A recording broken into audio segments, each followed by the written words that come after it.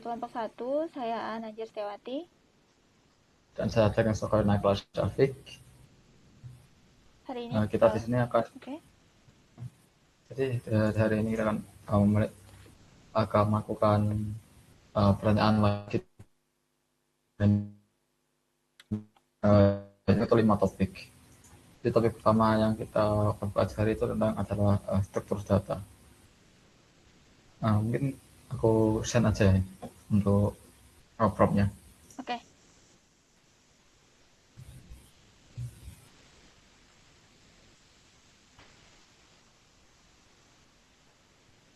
Oke, pertanyaan pertama. Sebutkan dan jelaskan karakteristik utama yang membedakan struktur data dari unstructured data, serta berikan satu alasan mengapa skema yang kaku pada data terstruktur sangat menguntungkan dalam proses analisis statistik yang kompleks. Oke. Dari kamu apakah ada jawaban? Jadi kalau perbedaan dari struktur sama unstruktur itu kan, kalau yang struktur itu kan pasti kayak ada mempunyai label yang jelas. Kalau yang unstruktur itu tidak mempunyai label untuk datanya sendiri. Oke. Oke, boleh diketikkan dulu itu jawabannya yang pertama.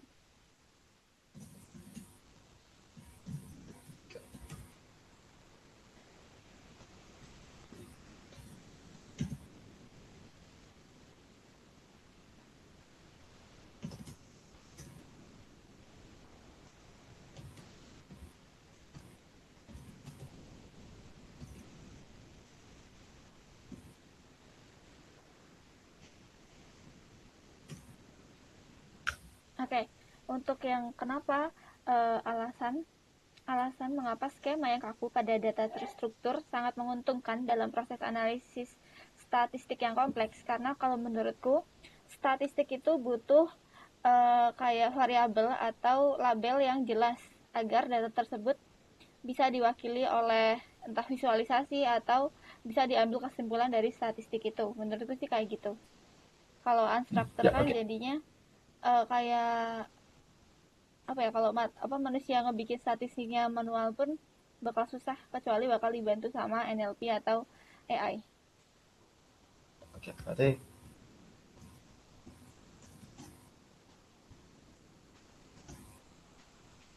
Skema yang kaku.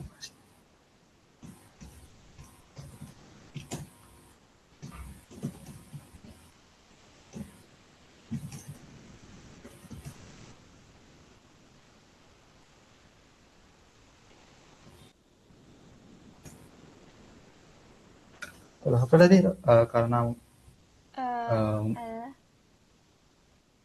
karena kalau memerlukan label. ya statistik itu butuh labelan jelas untuk dibandingkan atau diolah menjadi sebuah statistik ya.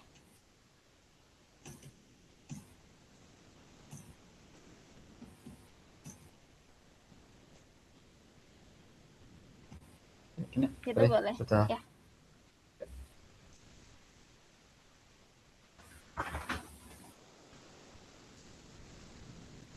Oke. Oke. Oke, bedanya pada format dan model data.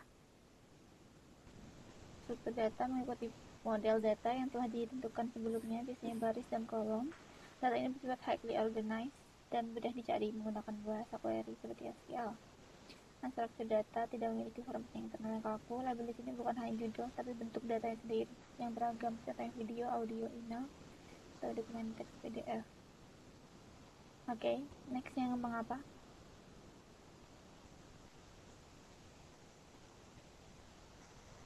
Alasan teknis utamanya adalah integritas data atau data integrity dan efisiensi komputasi. Konsistensi tipe data dalam skema yang kaku, kolom harga dipastikan berisi angka. Jika ada data string yang masuk, sistem akan menolaknya. Hal ini menjamin bahwa algoritma statistik seperti regresi atau korelasi tidak akan crash karena kesensitifan data. Oke. Yang kedua, determinisme. Analisis tahu persis di mana setiap elemen data berada. Itu memungkinkan mesin melakukan agregasi seperti sum, average, atau std dengan kecepatan tinggi pada jutaan baris data sekaligus. Oke. Oke. Lanjut.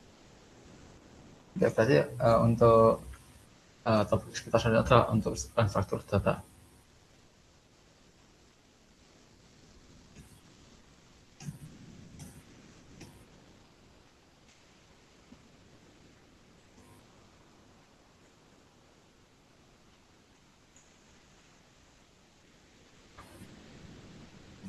Jadi untuk pertanyaan kita yang selanjutnya itu adalah bayangkan Anda bekerja di sebuah perusahaan e-commerce besar, atasan Anda ingin mengetahui sentimen pelanggan, apakah mereka senang atau marah dari ribuan video ulasan unboxing yang diunggah pengguna di media sosial, bukan sekedar dari rating bintang 1 sampai 5 di aplikasi. Yang pertama adalah jelaskan mengapa algoritma statistik tradisional, entertainment atau media tidak bisa langsung digunakan pada data video tersebut.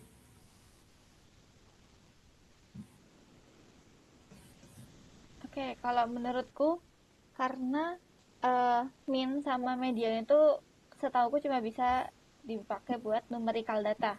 Intinya yang bisa dicari rata-rata atau nilai tengah gitu kan. Sedangkan video itu Memang perlu angkanya kan, nggak bisa ya, kayak verbal gitu. ya, sedangkan video itu orang unboxing itu enggak kan, tidak selalu ngomong atau bilang oh ini bagus, oh ini nggak ada kurangnya gitu-gitu kan, kadang nggak selalu apa ya, tergambar dalam bentuk yang sama.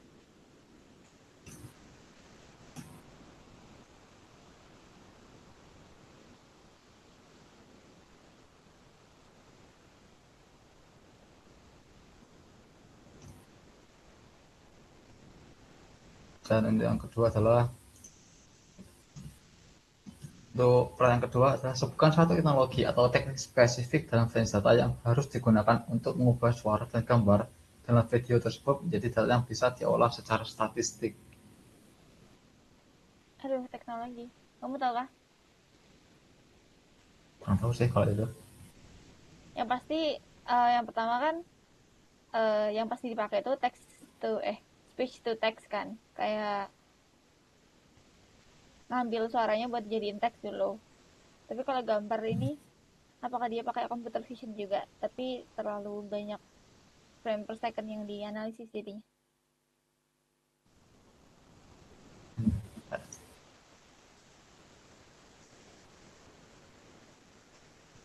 Gak satu teknologi.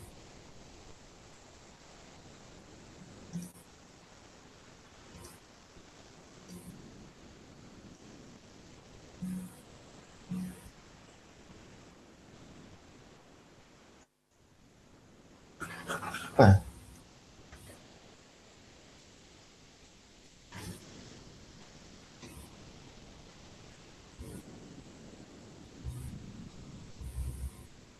Kalau memang tahu kayak emang computer vision, tapi ya kurang tahu tentang algoritmanya itu atau cara kerjanya. Kayaknya kita sebutkan teknologi apa yang kemungkinan dipakai aja deh. Kayak tadi Berarti tadi mungkin.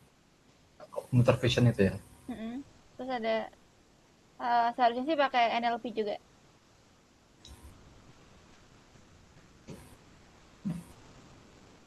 Gini aja atau gimana? Boleh aja.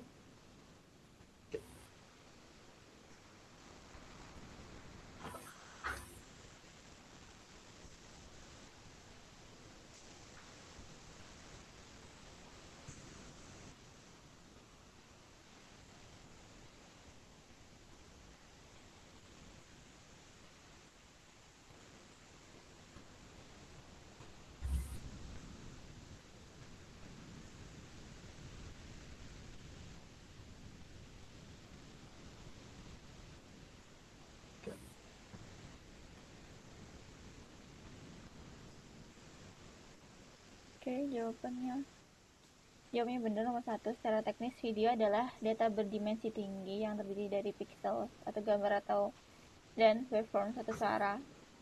Dan median memerlukan data yang memiliki skala pengukuran atau interval atau rasio. Video ulasan bersifat kualitatif. Kita tidak bisa merata-ratakan ekspresi senyum dengan nada suara marah secara matematis sebelum keduanya dikonversi menjadi representasi numerik. Oke. Nomor dua. Oke. Oke, computer vision benar digunakan untuk facial expression recognition. Algoritma ini mendeteksi titik-titik di wajah pengunggah untuk menentukan apakah mereka tersenyum atau cemberut. Yang kedua, NLP digunakan untuk melakukan speech to text. Suara di video diubah menjadi teks, lalu dianalisis menggunakan sentimen analisis untuk mengategorikan kata-kata seperti kecewa, bagus, atau rusak. Oke? Oke. Jadi untuk topik selanjutnya adalah categorical data. Oke.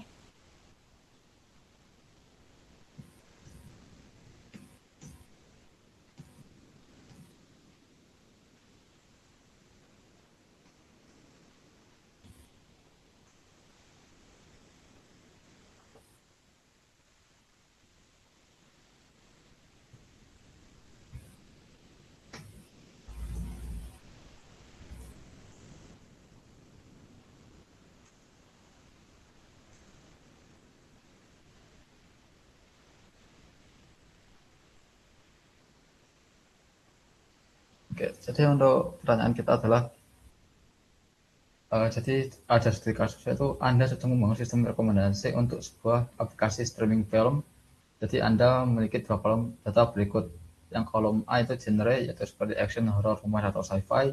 Yang kedua adalah kolom B atau user rating, yang ada gold, silver, atau bronze, berdasarkan level langganan pengguna. Jadi pertanyaan kita adalah, manakah antara kedua kolom tersebut yang termasuk data nominal dan mana yang ordinal? Jelaskan alasan logisnya. Oke. Oke. Kamu punya jawaban? Kalau menurutku itu yang nominal itu yang kolom B, karena karena gold, silver, bronze itu kan bisa kayak dinumerasikan kan. Jadi misal gold itu bisa jadi 3, ini 2 atau 1. Kayak seperti tingkatannya Oh, gitu mungkin. oke. Tapi kita tahu bahwa data ordinal itu data urutan, yang intinya tuh Oh, iya. buat tingkatan gitu kan. Sedangkan di kolom A dan kolom B, tingkatan itu kan di kolom B. Sedangkan di kolom A itu kayak eh, rata kan, nggak ada tingkatannya. Dan Oh nominal di iya. sini, apakah nominal di sini tuh yang dimaksud adalah numerik atau bukan? Hmm, iya betul. Iya, masuk. Tadi kolom B ya. Ya.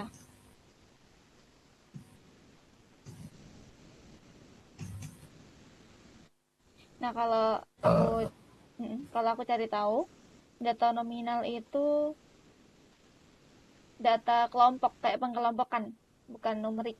oh, oh. Oke. Jadi untuk pertanyaan kedua, jika Anda ingin mengolah data kolom yang mati angka menjadi satu huruf jadi secara langsung.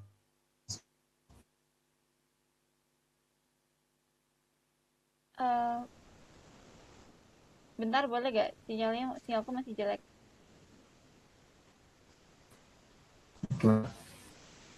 Bentar, sinyalku masih jelek.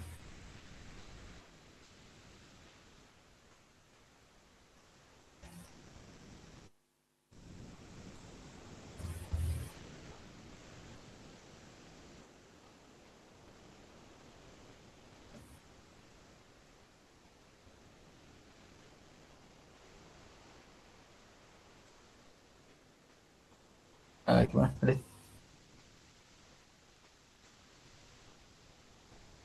Coba kamu ngomong, apakah di aku udah kedengeran jelas? Kedengaran.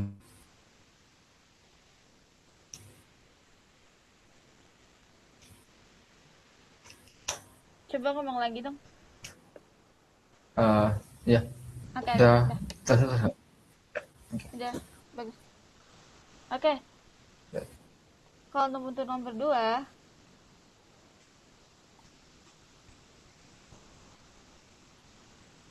aduh, sinyalku jujur jelek banget. Oke, kalau untuk nomor 2 menurutku bisa diubah menjadi 1, 2, 3, 4 karena tapi 1, 2, 3, 4 ini tuh nggak bisa dikalkulasikan. Kayak hanya menjadi apa namanya? Seperti ID gitu. Kayak ID. Jadi, Kalau menurutku boleh, ya kalau setuju. menurutmu? Ya bisa boleh sih. Oke. Ah, ini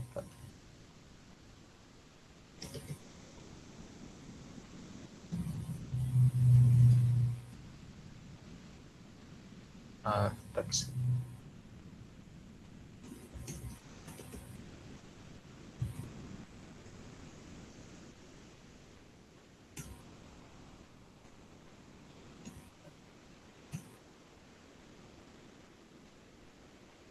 Biasa mungkin untuk jawaban kita. Ya boleh.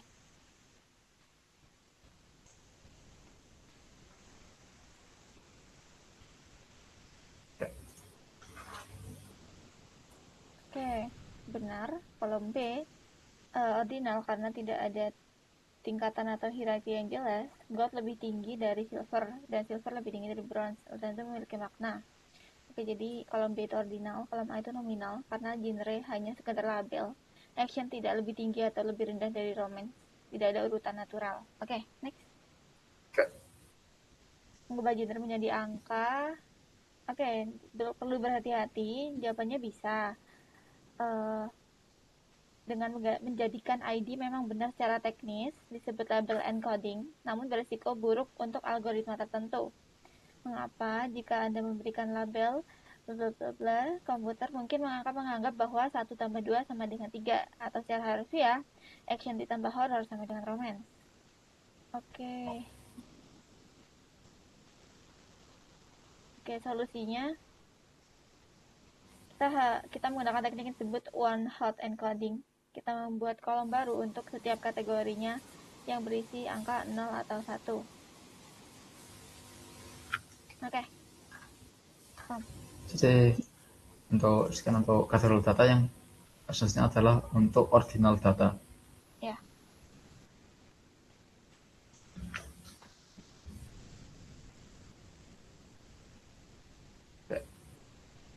Jadi banyakkan Anda sedang menganalisis data kepuasan karyawan di sebuah perusahaan teknologi. Anda memiliki kolom bernama tingkat kepuasan dengan nilai sebagai berikut, yaitu sangat tidak puas, netral, puas, dan sangat puas. Jadi pertanyaannya dalam analisis statistik, sering kali kita memberikan bobot angka pada data ordinal ini, misalnya 1/5. Apakah jarak perbedaan antara sangat tidak puas ke tidak puas secara otomatis dianggap sama dengan jarak dari puas ke sangat puas? Silakan pendapat Anda dari sudut panjang objektivitas data. bentar. Jujur aku masih bingung.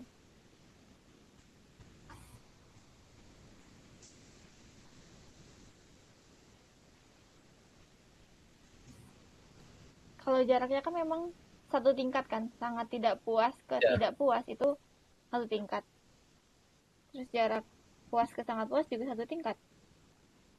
ya, kalau secara objektivitas data itu kan menurutku sih iya sih kalau secara objektivitas. Apa dijawab sama gitu? Atau bagaimana? Kalau menurutku sih sama Oke, kalau dari boleh. sudut pandang objektivitas.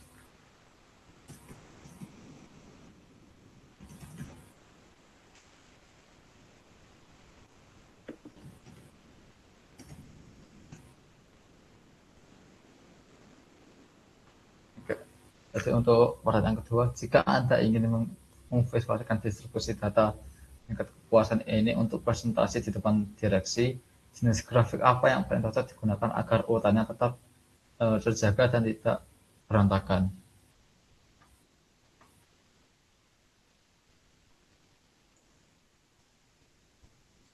Hmm, Apa ya grafik. yang cocok buat ngevisualisasikan?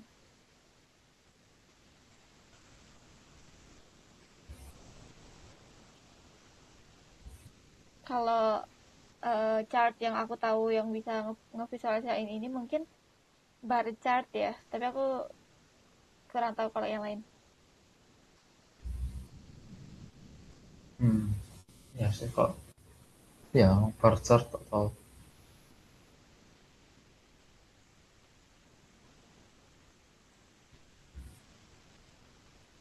Yang saya tahu cuma bar chart doang ya kalau untuk ini.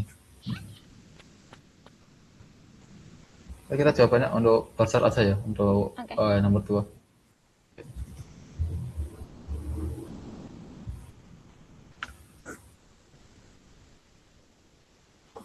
Oke. Oke, jawabannya, jarak tersebut dianggap sama secara objektif adalah benar dalam praktek komputasi ketika kita melakukan label encoding 1-5, namun secara teoritis dan esensi data, hal ini sebenarnya adalah asumsi yang berbahaya. Masalahnya, dalam data ordinal kita tahu urutannya, tapi kita tidak tahu besaran jaraknya. Contohnya, perbedaan perasaan antara orang yang sangat tidak puas ke tidak puas mungkin jauh lebih besar karena ada trauma atau masalah serius dibandingkan orang sekadar berpindah dari puas dan tidak puas ke sangat puas. Kesimpulannya, secara matematis kita sering menganggapnya sama demi kemudahan hitung, namun secara statistik data ordinal tidak mendukung operasi penambahan atau pengurangan karena jarak antar poinnya tidak terukur secara pasti. Oke, jadi bisa dibilang beda ya ternyata. Tapi tergantung Ya, jenis datanya. Kalau di studi kasus ini kayaknya memang beda. ya. Oke. Oke. Yang kedua, visualisasi bar chart. Benar. Kenapa? Karena urutannya order. Berbeda dengan pie chart yang sulit menunjukkan urutan, bar chart memungkinkan kita menyusun kategori dari kiri ke kanan sesuai hierarki. Oke. Oke. Oke. Ya. Jadi untuk ordinal data yang terakhir kita itu memiliki topik tentang numerical data.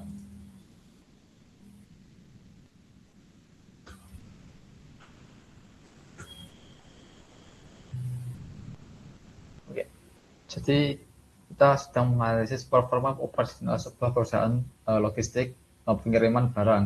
Jadi kita memiliki dua kumpulan data, yaitu dataset A, jumlah paket yang dikirimkan oleh setiap kurir per hari, dan dataset B, berat total dalam kilogram dari seluruh paket yang ada di dalam satu truk pengangkut.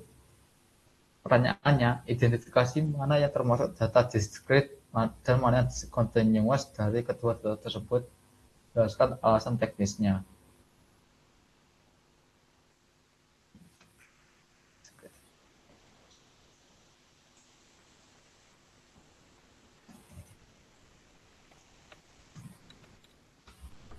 Apakah kamu tahu jawabannya? Um,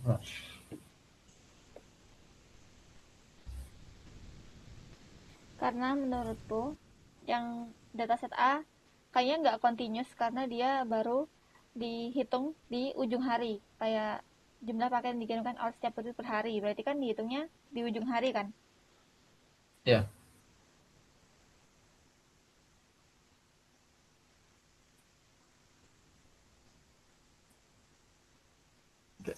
jadi kalau menurutmu itu yang dataset A itu yang discrete, yang B continuous. Sepertinya gitu.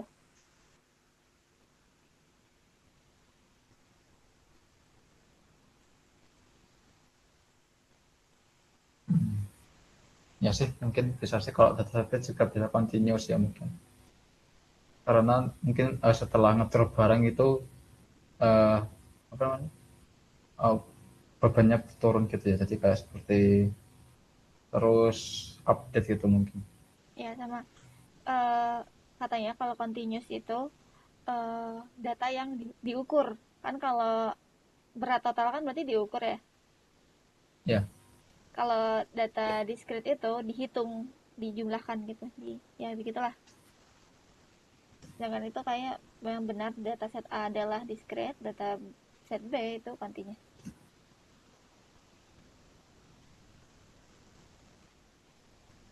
Oke, disuruh jelasin alasannya juga tuh.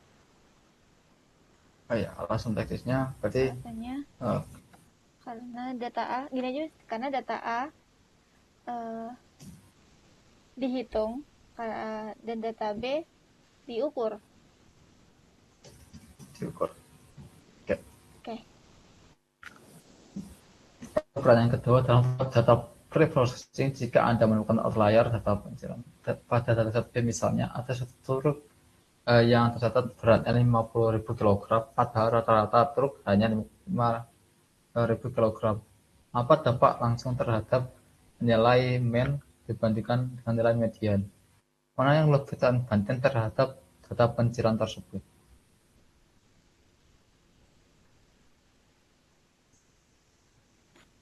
Kayaknya yang bakal terkena dampak langsung itu si mean, si rata-rata, karena rata-ratanya bakal apa ya, terpengaruh banget dari 50.000 kilogram itu. Sedangkan median, median kan nilai tengah. Nilai tengah tuh menurutku Ya, 50.000 itu dianggap satu outlier. 50 ribunya tidak dianggap sebagai value besar gitu. Jadi ya itu. oke. Berarti untuk median lebih tahan banting. Ya, median lebih tahan banting dan mean terkena dampak langsung.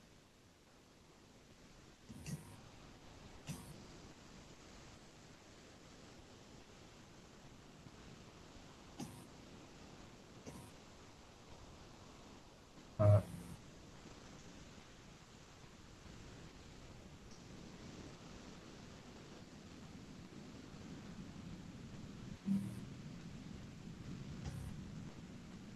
Berarti gimana? Hanya Hanya apa? dianggap satu outlier. Jadi value-nya tuh nggak dihitung. Iya kah? Gitu kah? Nggak mungkin sih.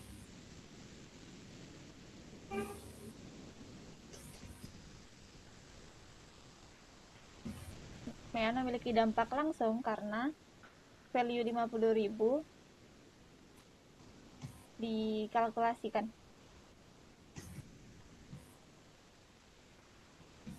Oke. Itu aja kayaknya. Ya.